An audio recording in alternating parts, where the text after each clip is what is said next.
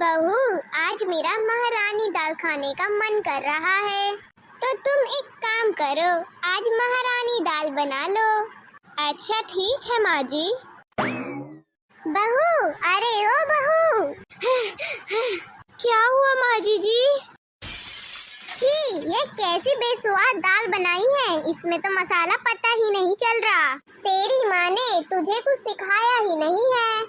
कोई बात नहीं माँ जी, मैं फिर से बना देती हूँ। ढंग का तो बना नहीं पाई पहले बार में, अब दूसरी बार बनाने चली हो। अरे ये सब क्या हो रहा है घर में? आप यहाँ मुँह उठाकर क्या करने को चले आए?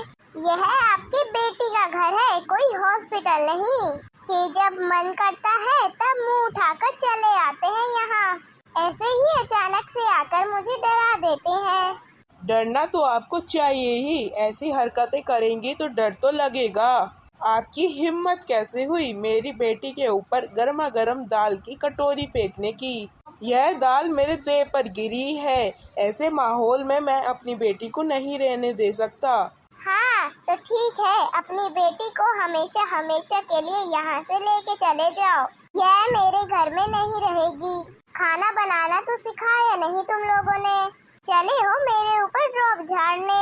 इसे आप अपने ही घर में रखो, मेरे यहाँ मुफ्त की रोटी नहीं मिलेगी इसे। ठीक है, पहले पुलिस आएगी, उसके बाद ही सारे बातों का हिसाब बराबर होएगा, फिर मैं अपनी बेटी को लेकर जाऊंगा। अरे मैंने ऐसा भी कुछ नहीं किया कि पुलिस को बुलाने की जरूरत पड़े। बस बेटा, बहुत हो गया इनका। मेरी ही गलती है कि मैंने तेरा रिश्ता ऐसे घर में तय किया। पापा, इसमें आपकी क्या गलती है?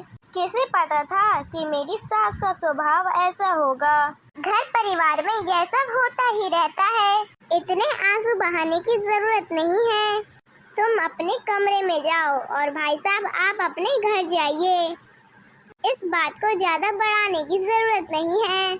अब तो बात आगे बढ़ेगी ही। अभी तो यह दाल मेरे कपड़ों के ऊपर गिरी हुई है और यह एक सबूत है कि यहाँ मेरी बेटी के आत्मसम्मान पर खिलवाड़ किया जा रहा है, इसलिए यहाँ पर मेरी बेटी बिल्कुल भी नहीं रहेगी। तो क्या आप इसे यहाँ से लेके जाएंगे, अपने घर में रखेंगे? लोग क्या कहेंगे कि शादीशुदा बेटी मायके में क्यों पड़ी हुई है?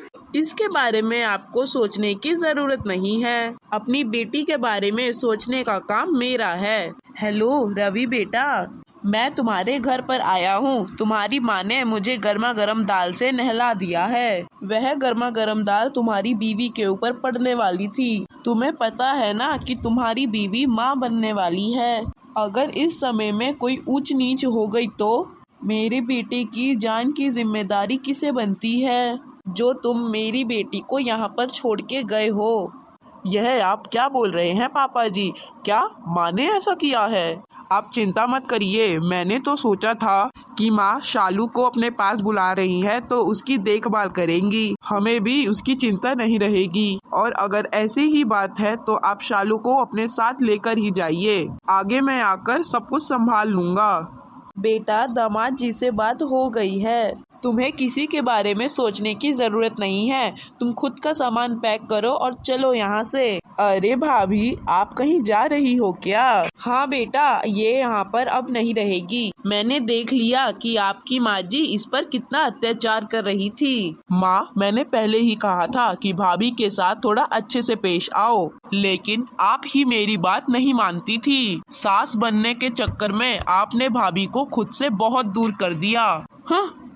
हे भगवान, ये मैंने क्या कर दिया? अब तो मेरे बेटे भी मुझसे ढंग से बात नहीं कर रहे हैं। क्या करूं, घर पर अकेले मन भी नहीं लग रहा है।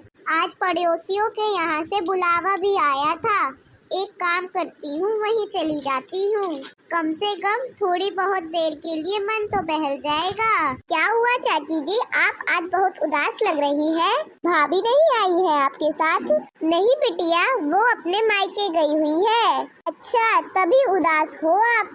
भाभी, हमारी चाची जी की उदासी जरा दूर कर दो, कोई बढ़िया सा गाना सुना के। ओ सासू, कर ले भजन, दुख न लागे गटिया। ओ सासू, कर ले भजन, दुख न लागे गटिया। इन हाथों में लेना पड़े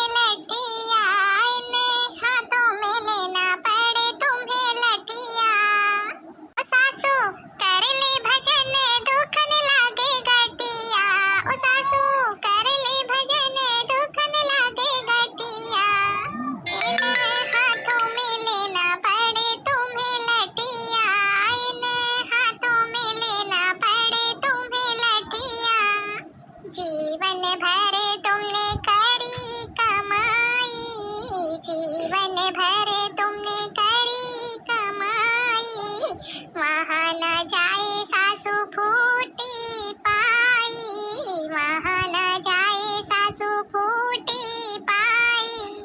हाँ तू तो चढ़ जा मंदिर की सीढ़ियाँ, तू तो चढ़ जा मंदिर की सीढ़ियाँ, माँ हाथों में लेना पड़े तुम्हें लठिया। ओ सासू कर ले भजन दुखन लागे गठिया, ओ सासू कर ले भजन दुखन लागे गठिया, ओ सासू हाथों में लेना पड़े तुम्हें लठिया, ओ सासू हाथों में लेना पड़े तुम्हें लठिया। राम नाम जप ले सासू काम तेरे आएगा, राम नाम जप ले सासू काम तेरे आएगा, कौन बात तेरा तेरे साथ नहीं जाएगा, कौन बात तेरा तेरे साथ नहीं जाएगा।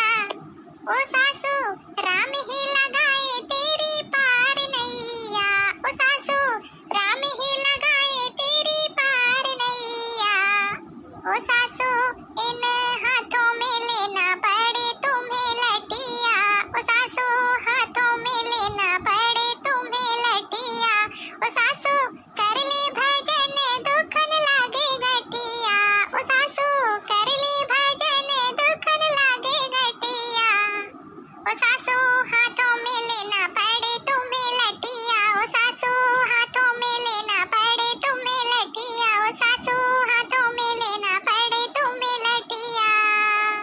वाह भाभी वाह, क्या बात है। लेकिन मेरी एक बात समझ में नहीं आई, ये गठिया क्या होता है? गठिया गठिया एक तरीके का बात है जो घुटनों में होता है। हाथ और घुटने बहुत दर्द करते हैं, उठना बैठना मुश्किल हो जाता है बुढ़ापे में। क्यों आंटी जी, सही कहा ना? बहू रानी बिल्कुल सही कहा।